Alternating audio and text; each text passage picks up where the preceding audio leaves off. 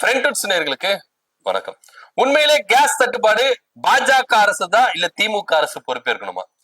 பாஜக அரசு அலட்சியத்தினாலதான் இங்க கேஸ் தட்டுப்பாடு இருக்கு அப்படின்னு ஒரு சிலர் சொல்றாங்க. இல்ல இல்ல, இங்க திமுக சார்புல தான் என்ன பண்றாங்க, கேஸ் தட்டுப்பாடு அலட்சியம் காட்டிச்சு, சோ அந்த திமுக அரசு தான் பொறுப்பு அப்படின்னு சொல்லிட்டு பல பேர் இங்க அரசியல்ல விவாத பொருளாக்கிட்டு இருக்காங்க. உண்மையிலேயே நடந்தது என்ன, கேஸ் தட்டுப்பாட்டுக்கு யாரு காரணம், யாரு பொறுப்பு இருக்கணும் அப்படின்றத டமால்டு மில் பாலிடிக்ஸ்ல பார்க்கலாம். வாங்க நிகழ்ச்சிக்குள்ள போலாம்.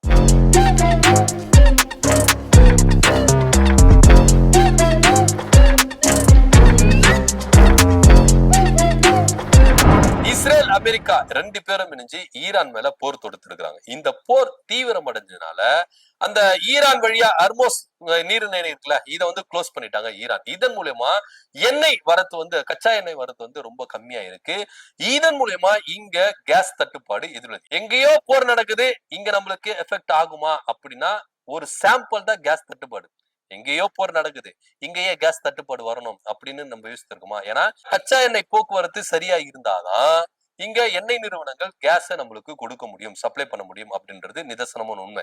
ஈரான் எர்மோஸ் அணையே என்ன பண்ணிட்டாங்க, மூடிட்டாங்க. அதன் வழியா சரக்கு கப்பல் இருக்குல்ல, அது போக்குவரத்து ஸ்டாப் ஆயிடுச்சு. இதன் மூலமா கச்சா எண்ணெய் நம்மளுக்கு வருது இல்ல, இன்னைக்கு கேஸ் தட்டுப்பாடு வந்திருக்கு. எண்ணெய் நிறுவனங்கள் என்ன சொல்றாங்கன்னா, அதிகபட்சமா 20 நாட்களுக்கு தான் நம்ம கிட்ட கேஸ் அது இருப்பு இருக்கும், அதுக்கப்புறம் கேஸ் தட்டுப்பாடு வந்துடும் அப்படின்னு சொல்றாங்க. இப்பவே பல உணவகங்கள் மூடிட்டு வராங்க. கேட்டா வணிக பயன்பாட்டு கேஸ் இருக்குல்ல, இது கிடைக்கல, எங்களுக்கு தட்டுப்பாடா இருக்கு, டிமாண்டா இருக்கு, அதனால நாங்க என்ன பண்றோம், நிறைய ஹோட்டலை மூடுறோம் அப்படின்னு சொல்லிட்டு ஹோட்டல் உரிமையாளர் சங்கம் என்ன பண்ணிச்சு தெரிவிச்சு. இது சென்னையில மட்டுமா அப்படின்னா இல்ல, பெங்களூர் பல இடங்கள்ல இது பரவிட்டு இருக்கு, ஸ்ப்ரெட் ஆயிட்டு இருக்கு. வீட்டு உபயோக கேஸ் சிலிண்டர் கூட நிறைய பேருக்கு கிடைக்கல. எப்பயோ புக் பண்ண சார், 20 நாளுக்கு முன்னாடி புக் பண்ண சார், இன்னும் கிடைக்கல சார் அப்படின்னு சொல்லிட்டு ஒவ்வொரு கேஸ் நிலையங்கள்லயும் போயிட்டு என்ன பண்றாங்க, மக்கள் கூக்குரல் இருக்காங்க.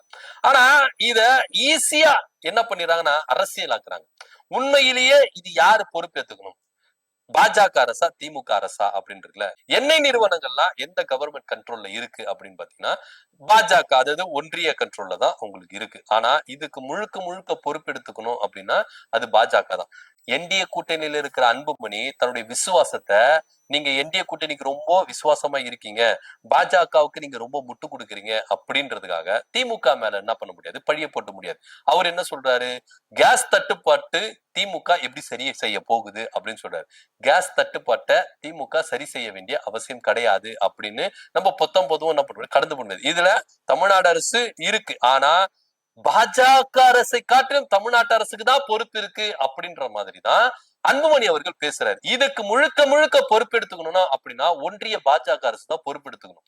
ஏன்னா இதை மடைமாற்றுகிற விஷயமா தான் என்டிஏ கூட்டணியில இருக்கிறவங்க எல்லாருமே என்ன பண்றாங்க, இபிஎஸ்ஆ இருக்கட்டும், அன்புமணியா இருக்கட்டும், நயினார் நாகேந்திரனா இருக்கட்டும், எல்லாருமே என்ன பண்றாங்க. இதுல ஹைலைட் என்ன அப்படின்னு பாத்தீங்கன்னா, நயினார் நாகேந்திரன் சொல்றேன், நானே ஒரு கேஸ் சப்ளையர் தான், கேஸ் தட்டுப்பாடை என்கிட்ட கேளுங்க நான் தரேன் அப்படின்றாரு. அண்ணே, எங்க வீட்டுல ஒரு 2 கேஸ் தட்டுப்பாடு, கேஸை டெலிவரி பண்ணீங்கன்னா ரொம்ப நல்லா இருக்கும் அப்படின்னு சொல்லிட்டு நெட்டிசன்கள் என்ன பண்றாங்க, பதிலடி கொடுத்துட்டு இருக்காங்க. உண்மையிலேயே என்ன நடக்குது, இத சர்வசாதாரணமா எடுத்துட்டு போட முடியாது. எங்கேயோ போர் நடக்குது அப்படின்னு நினைச்சா இன்னைக்கு கேஸ் தட்டுப்பாடு வந்தது, நாளைக்கு பெட்ரோலுக்கு வரும், அதே போல டீசலுக்கு வரும், இன்னும் சமைக்கிற எண்ணெய் எல்லாம். ஏன்னா கச்சா எண்ணெய் இருந்தாதான் நமக்கு இது எல்லாமே கிடைக்கும். கச்சா எண்ணெய் வரத்தே நம்மளுக்கு பாதிப்படைஞ்சா இது எல்லாம் எப்படி கிடைக்கும் அப்படின்ற ஒரு விஷயம் இருக்குல்ல. இது மாத்திரம் இல்லாம விலைவாசிகள் எல்லாம் உயரும். ஏன்னா இப்போ ரேட் அதிகப்படுத்துறாங்க, கேஸ் ரேட் அதிகமாயிருச்சு. அடுத்து பெட்ரோல் தட்டுப்பாடு வரும், பெட்ரோல் என்ன பண்ணுவாங்க, ரேட்டை ஏத்துவாங்க. டீசல் டீசல் என்ன பண்ணுவாங்க, இப்போ இந்த போக்குவரத்து இருக்க பெட்ரோல் போட்டுட்டு காய்கறிகள் எல்லாம் எடுத்துட்டு கொண்டு போவாங்கல்ல, அப்போ லாரிகள் என்ன பண்ணுவாங்கன்னா ரேட் அதிகப்படுத்துவாங்க. எல்லா ரேட்டும் உயர்ந்து போயிடும். இங்க எல்லா மக்களுக்கும் ஒரு தட்டுப்பாடு வரும், பஞ்சம் வரும் அப்படின்ற ஒரு விஷயமும் இங்க நிறைய பொருளாதார நிபுணர்கள் என்ன பண்றாங்க, முன்வைக்கிறாங்க.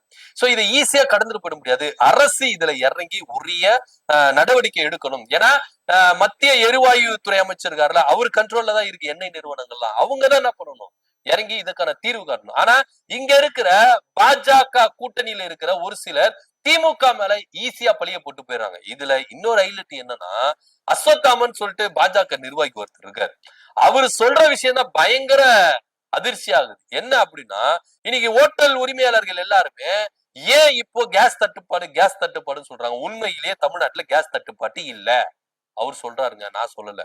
கேஸ் தட்டுப்பாடு இல்லையா, வருமான வரித்துறை கிட்டத்தட்ட 62,000 ஹோட்டலுக்கு நோட்டீஸ் அனுப்பியிருக்காங்க, ரைடு வர போறேன் அப்படின்னு.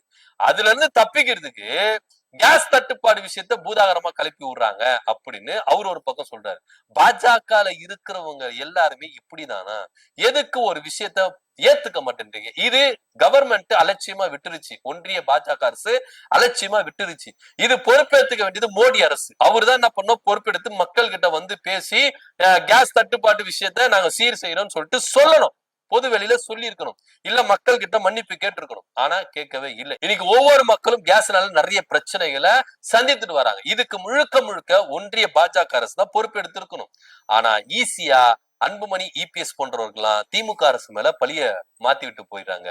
இன்னும் சில பாஜக நிர்வாகிகளாம் இங்க தட்டுப்பாடே கிடையாது, சில ஓட்டர் உரிமையாளர்கள் வருமான வரித்துறைக்கு பயந்து இந்த மாதிரி விஷயங்களை கிளப்பி விடுறாங்க, ரூமர் கிளப்பி விடுறாங்க. உண்மையிலேயே இங்க இருக்கிற ஓட்டல்கள் எல்லாம் வரி ஏய்ப்பு செஞ்சாங்களா அப்படின்னா, ஓட்டல் உரிமையாளர் சங்கம் என்ன சொல்றாங்க அப்படின்னா, இதே நிதி அமைச்சர் பாஜகவை சார்ந்தவங்க தான், அவங்க நிதி அமைச்சர். அவங்க என்ன சொன்னாங்கன்னா, ஜிஎஸ்டி மூலியமா வரி கட்டுறீங்கல்ல, இந்த ஜிஎஸ்டி மூலியமா வரி கட்டுறதுனால யாரும் வரி ஏய்ப்பு பண்ண முடியாது அப்படின்னு நிர்மலா சீதாராமனே சொல்லி இருக்கிறாங்க. ஆனா இங்க இருக்கிற பாஜக நிர்வாகி என்ன சொல்றாங்க, வருமான வரித்துறையினாலதான் நீங்க பயந்து இது மாதிரி ஒரு விஷயத்த மக்கள் மத்தியில ஒரு பீதியை கலப்புறீங்க அப்படின்னு சொல்றாங்க. அப்ப நிர்மலா சீதாராமன் சொன்னது உண்மையா, இல்ல பாஜக நிர்வாகி அஸ்வத்தாமன் சொல்றது உண்மையா அப்படின்னு ஒரு குழப்பம் எல்லார் மத்தியில இருக்கு. ஓட்டல் உரிமையாளர் சங்கம் வன்மையா கண்டிச்சிருக்கு, அஸ்வத்தாமனுடைய பேச்ச வன்மையா கண்டிச்சிருக்கு. ஏன்னா பொய்யா பேசிட்டு இருக்காங்க சார் பாஜக, எதனா ஒரு நல்ல சீட்டை எடுத்து கொடுத்து அவங்களுடைய புத்திய மாத்துங்க சார் அப்படின்னு தான் நெட்டிசன்கள் பலர் என்ன பண்றாங்க, செஞ்சுட்டு வராங்க. ஏன்னா ஒரு விஷயம் நடந்திருக்கு, மக்கள்கிட்ட ஒரு பெரும் சலசலப்பு ஏற்பட்டிருக்கு, ஒரு பீதி கலப்பி இருக்குன்னா இதுக்கு யாரு கிளியரா கொடுக்கணும்? சரி, அஸ்வத்தாமன் சொல்ற மாதிரியே இங்க இருக்கிறவங்க எல்லாருமே பீதியை கிளப்பி வராங்கன்னு வச்சுக்கோங்க, இது யாரு தெளிவுபடுத்தணும் சொல்லுங்க. உங்க கிட்ட எத்தனை கேஸ் இருக்கு எல்லாம் டீட்டெயிலா சொல்லுங்க. பாரத் கிட்ட எவ்வளவு கேஸ் இருக்கு, இந்தியன் ஆயில் கிட்ட எவ்வளவு கேஸ் இருக்கு, ஹெச்பி எல்லாத்தையும் சொல்லுங்க சார். எத்தனை எண்ணெய் நிறுவனங்களுக்கு கண்ட்ரோல்ல தானே இருக்கு. எண்ணெய் நிறுவனங்கள் என்ன சொல்றாங்க, 20 நாட்களுக்கு மட்டும்தான் நம்ம கிட்ட இருப்பு இருக்கு, அதுக்கு அடுத்த 21வது நாளுக்கு இருப்புனா என்ன பண்றது? எவ்வளவு நீங்க சப்ளை பண்ணீங்க, எத்தனை குடும்பத்துக்கு நீங்க சப்ளை பண்ணீங்க? இப்பவே சொல்லியாச்சு, தட்டுப்பாடு போட்டாங்க, எஸ்மா சட்டம் வந்திருக்கு, யாருன்னா கேஸ பதுக்கி வச்சா கடுமையான தண்டனை பாயும் எஸ்மா சட்டத்தை அமுல்படுத்தி இருக்கிறாங்க. அது மாத்திரம் இல்லாம 25 நாளைக்கு ஒரு முறைதான் நீங்க என்ன பண்ண முடியும், கேஸ புக் பண்ண முடியும். பல தட்டுப்பாடு வந்துருச்சு இப்பவே. உண்மையிலேயே கேஸ் தட்டுப்பாடு இல்லைன்னா ஏன் அரசு இந்த அளவுக்கு எஸ்மா சட்டத்தை கொண்டு வரணும்? ஏன் என்ன நிறுவனங்கள் இப்படி சொல்லணும்? பாஜக நிர்வாகி அஸ்வத்தாமன் சொல்றது எல்லாம் சுத்த பொய்.